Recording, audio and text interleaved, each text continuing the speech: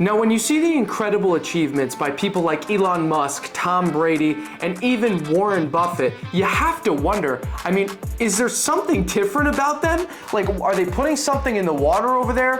What is happening that's making them so successful? So the question we're gonna be tackling today is everyone physically capable of achieving this kind of success? This hyper-competitive lifestyle that they live, can everyone do it? In this video today, we're gonna find out. Now, if you get value from this video, make sure to hit the subscribe button and join the Next Gen Nation so you never miss a thing.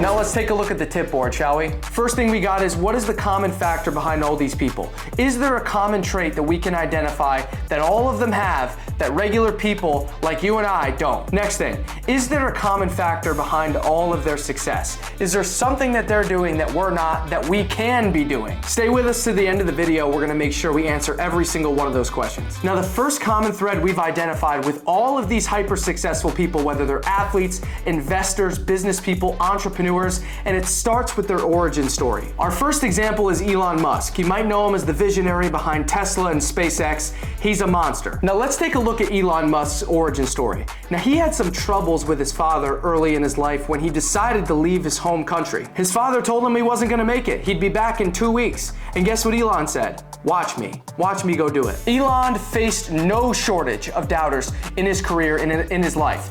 Every single person doubted him at every corner. But guess what? That didn't stop him. It became fuel. When Elon Musk was interviewed about how he started Tesla, he goes, I have no experience in building cars. I got nothing. The interviewer asked him, well, then Elon, why did you do this? You couldn't have thought this was gonna succeed, right? Elon says, you know what?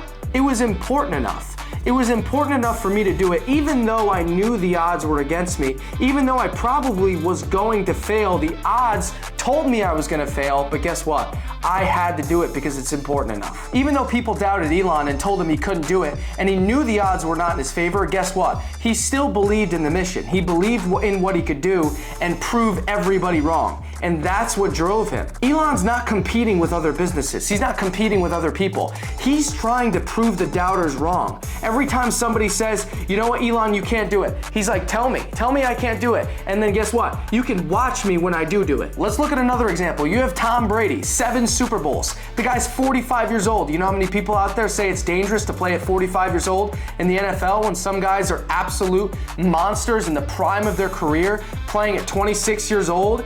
They're half of his age. He's the greatest quarterback of all time. Even though Brady was doubted and they told him he couldn't do it and he would never do it, he was too skinny, he was too small, he couldn't throw, he didn't have a good arm. Guess what? He used it as fuel and said, watch me. And it never left him. He just kept the chip on his shoulder for the rest of his career and then outplayed any single person to ever play football, ever. And guess what? He didn't stop until every voice was silenced, until every person that doubted him said he was the GOAT. Both Brady and Elon have the exact same origin story, whether you know it or not or whether you like it or not. They're doubted and they use the doubt for fuel. They don't hide in the doubt, they bring it on, they say, give it to me, bring it on. It's just gonna keep fueling me and it's just gonna make me better. These people that we're talking about are not defined by common sense. You can't reason with them. It's beyond what we can understand. But when you take this mindset of when people doubt you and try to prove them wrong, you become virtually unstoppable. So let's talk about another common factor that we found with all these hyper successful people. It's the ability to hyper focus and obsess over something, usually caused by ADHD. Now, there have been studies conducted on the effects of ADHD in hyper successful people who have specific strengths as a result of the ADHD and the brain functioning difference. They're more spontaneous, they're more creative, they're more energetic, they're more intuitive, they're more inventive. These studies showed that it gives them more energy than other people and allows them to work harder and longer. Let's take a look at Michael Phelps for a second. second. Michael Phelps is the greatest Olympian of all time. This guy's got 23 gold medals, 28 total. 23 out of 28 are gold medals. Michael Phelps became obsessed with swimming at the age of 7 years old. He was diagnosed with ADHD, and he became totally hyper-focused on making the Olympic team and being the youngest person to ever make the swim team in 68 years. And he did it. What drives him from 10 to 23? It's not the fame, it's not the victory, it's the obsession with proving the doubters wrong, and it's hyper-focus. Now, to most people, ADHD seems like a disorder, and they consider it a disorder, but we consider it a superpower. When you look closely at it, there are exceptional abilities that can be studied and that can be magnified from having this disorder or this difference. When you properly harness the power of ADHD and the hyperfocus it gives you, it can be a superpower. And that's what these people use it as. Now, by the way, ADHD and hyperfocus allows you to block out everything else. So the only thing you focus on is the thing that you want, your interest. And when you do that, guess what happens? You have groundbreaking ideas and innovation that happens in this hyperfocus window. Now, it's not to say that every single person with ADHD is automatically going to achieve crazy, absolutely wild success. But guess what? You certainly have an advantage if you decide to use it right. The key lies in recognizing the ability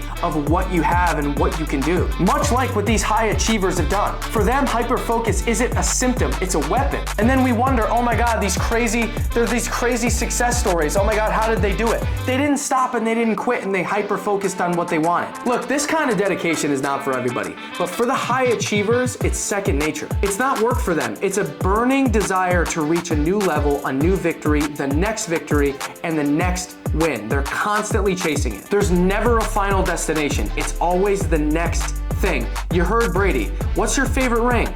It's the next one. It never stops. It never ever ends. It's always the next one, the next one, the next one. And it will never end until they force them to quit. So you might be wondering, how can I implement this in my life? Like, these people are hyper successful. Like, I can't do this. I don't have this kind of ambition. Let's get one thing straight. You don't need to win 23 gold medals in your life. You don't have to win 7 Super Bowls, and you don't have to make $10 billion. You don't need to be a celebrity or even a billionaire. You could be striving to make $100,000 a year, $75,000 a year, even $60,000 a year, or maybe you want to make $1 million a year. These traits, hyper-focus and the obsession and the determination to pursue all doubters and prove them wrong, will guide you to success. Even if you implement 5% of it, you're going to be better off in your pursuit to success than you were before. Let's go over actionable steps that you can implement in your life right now. Number 1, channel the doubters. They've been there, they've always been there, everybody's got them, and they're not going anywhere. And guess what? That's a good thing. You need to harness the power of the doubters. Every time somebody tells you you can't do it, get out your little notebook and write it down. Oh, this person said this, here's the date, here's what I'm gonna do with it, and read that every single day. Start building your list, create it, make it and title it Doubters. List of fire. That's what I call mine. Look at it every single morning. It'll be like rocket fuel for you. Number 2 thing you need to do, set the goals and set the standard. This is absolutely crucial. Once you set the standard, practice like the standard. Let's go back to Michael Phelps for a second. Michael Phelps, long before he was an Olympic gold medalist, he was training like an Olympic gold medalist. Once he identified that was his goal, that's what he wanted, he started training like one. And before he became one, he trained like one, and that's what you need to do. So set the goal of what you want to do, and then set the standard, and now you become that person, and you live like that person. And guess what? Eventually, you will become that person. Last thing you're gonna do, number 3. Once you identify the goal, understand that this is gonna take some sacrifice. Look, you might not be able to go to the club this weekend because you need to work on your business. You need to work on yourself. If you're focused on your goals, you're gonna miss out on some experiences, and that's okay. The key is learning to say no to things that don't get you closer to your goal, and then being okay with missing it. Look, if you got value from this video, hit the subscribe button down below. We're gonna give you a ton more content like this. Stay tuned.